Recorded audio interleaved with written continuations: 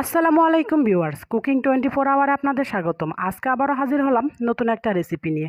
আর রেসিপিটা হলো মুরগি রোস্টের রেসিপি। আশা করি এই রেসিপিটা আপনাদের অনেক ভালো লাগবে।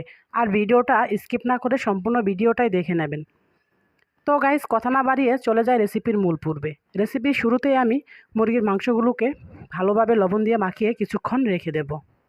আর মাংসগুলো আলাদা করে রেখে দেওয়ার পর এখন আমি রোস্টের মশলাটা রেডি করে নেব। এখানে আমি রেডিমিক্স মশলাটা ব্যবহার করেছি।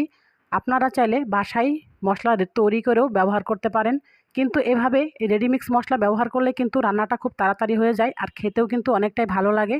এখানে আমি নিয়েছি রাঁধুনি রেডিমিক্স মশলা। আর এখন মশলার ভিতরে সামান্য পানি দিয়ে ভালোভাবে গুলিয়ে নেব। আর গুলানো হয়ে গেলে কিছুক্ষণ আমি রেখে দেব। আর এতে করে কিন্তু মশলাটা আরও প্লেন হয়ে যায় আর রোস্টের স্বাদ কিন্তু আরও অনেকটাই বেড়ে যায়, খেতেও কিন্তু অনেকটাই ভালো লাগে। তো গাইস, বলতে বলতে আমার মশলাটা কিন্তু প্রায় প্লেন হয়ে গিয়েছে। আমি একটু একটু করে পানি দিয়ে মাখো মাখো করে মশলাটা বানিয়ে নিচ্ছি। আর এর সাথে কিন্তু আমি টক দই ব্যবহার করব, আর টক দই দিয়ে একসাথে কিন্তু মশলাটাকে রেডি করে কিছুক্ষণ রেখে দেব। তো গাইস, কথা বলতে বলতে কিন্তু আমি টক দইটা অলরেডি দিয়ে দিয়েছি।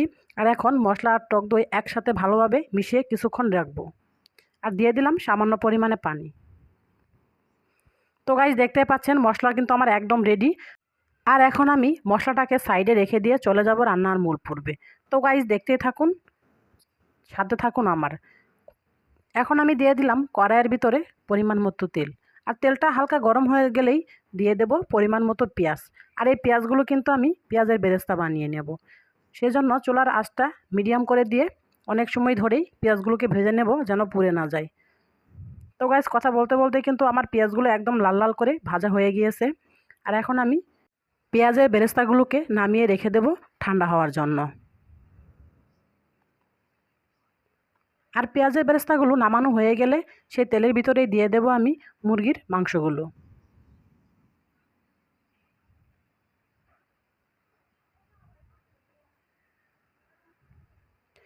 অবশ্যই চুলার আঁচটা কিন্তু মিডিয়াম আঁচে রাখতে হবে, বেশি আঁচে মাংসগুলো কিন্তু পুড়ে যাবে। মাংসগুলো কিন্তু এক পাশে হয়ে গিয়েছে, আমি অপর পাশে উল্টিয়ে নেব। মাংসগুলো কিন্তু আমার একদম ভাজা রেডি হয়ে গিয়েছে। আর এখন আমি মাংসগুলোকে নামিয়ে নেব। আমি কিন্তু মাংসগুলোকে বেশি ভাজিনি এবং অল্প করেও ভাজিনি, একদম মিডিয়াম করে মাংসগুলোকে ভেজে নিয়েছি। বেশি ভাজলে কিন্তু এই মাংসগুলো ছেড়ে যায়, আর ছেড়ে গেলে কিন্তু খেতে অতটা ভালো লাগে না। তো গাইস, এখন আমি সেই তেলের ভিতরে দিয়ে দেবো আবারও পরিমাণ মতো পেঁয়াজ। এখন আমি পেঁয়াজগুলোকে ভালোভাবে ভেজে নেব।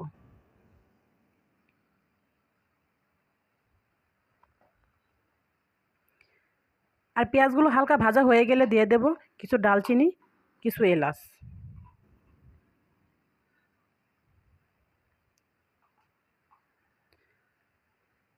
আর দিয়ে দেবো এখন অল্প করে পেঁয়াজ বাটা। আপনারা হয়তো বলতে পারেন, রেডিমিক্স মশলার ভিতরে ডালচিনি এলাচ তো থাকে, এটা এখানে দিতে হবে কেন? অবশ্যই গুঁড়া মশলা আর আনামত মশলার স্বাদটা কিন্তু ভিন্ন হয়ে থাকে, সেজন্যই আমি এখানে গোটা দালচিনি ও এলাচ দিয়ে দিয়েছি। তো কথা বলতে বলতে কিন্তু আমার পেঁয়াজগুলো একদম ভাজা হয়ে গিয়েছে। আর এখানে আমি এখন দিয়ে দিলাম সে রেডি করে রাখা মশলা। এখন আমি সবগুলোকে একসাথে ভালোভাবে কষিয়ে নেব।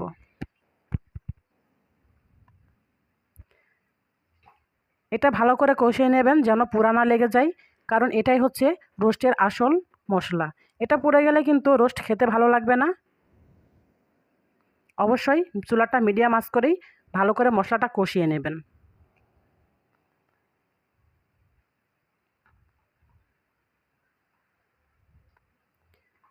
তো গাইস, মশলাটা কিন্তু আমার কষানো হয়ে গিয়েছে।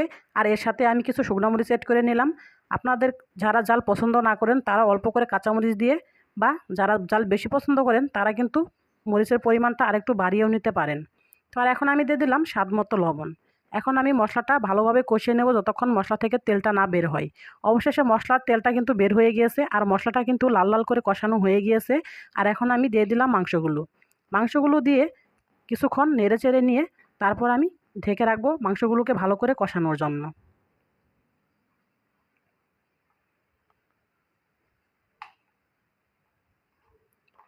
মাংসের পিসগুলো একটু বড় বড় হয়েছে, সেজন্যই উল্টাতে একটু কষ্ট হচ্ছে।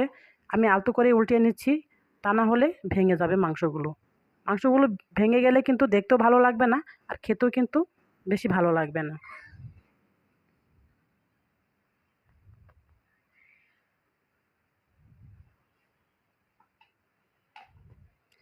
আশা করি অবশ্যই আমার এই ভিডিওটা দেখে ট্রাই করবেন। রেসিপিটা কিন্তু খেতে অনেকটাই ভালো হবে। আর এখন আমি দিয়ে দিলাম অল্প করে বাদাম বাটা। এখানে আমি 4-5টা কাজু বাদাম বেটে নিয়েছিলাম। বাদাম বাটা দিলে কিন্তু রোস্টের স্বাদটা আর অনেকটাই বেড়ে যায়। আপনাদের কাছে বাদাম না থাকলে অবশ্যই এটাকে অ্যাভয়েড করতে পারেন। আর এখন আমি দিয়ে দিলাম সামান্য পরিমাণে পানি, আর পানিটা দিয়ে মাংসগুলোকে ভালোভাবে একটু কষিয়ে নেব।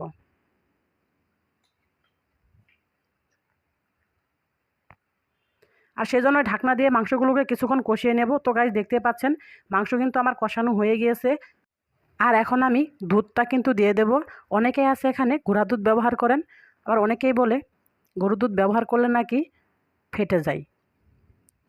কিন্তু আমি এখানে গরুর দুধটাকে হালকা জাল করে ঠান্ডা করে তারপর দিয়েছি।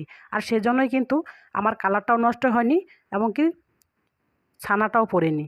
আর দিয়ে দিলাম অল্প করে কাঁচামরিচ। আপনারা অবশ্যই গরুর দুধ ব্যবহার করলে একটু গরম করে ঠান্ডা করে তারপর দিবেন। তো এখন আমি চুলার আঁচটা আবারও মিডিয়াম করে কিছুক্ষণ রান্না করে নেব। আর এখন দিয়ে দিব অল্প করে পেঁয়াজের বেরেস্তা। পেঁয়াজের বেরেস্তা দেওয়ার পর নাড়াচাড়া দিয়ে আবারও কিছুক্ষণ রান্না করে নেব।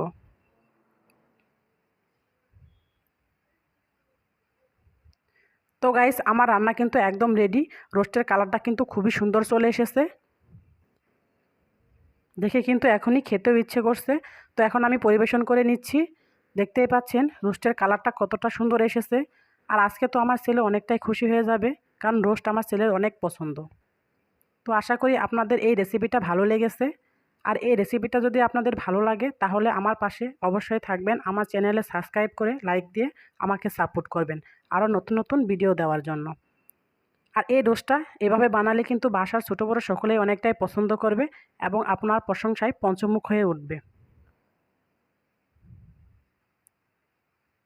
তো গাইস, কথা না বাড়িয়ে আজকে এই পর্যন্তই। আল্লাহ হাফিজ।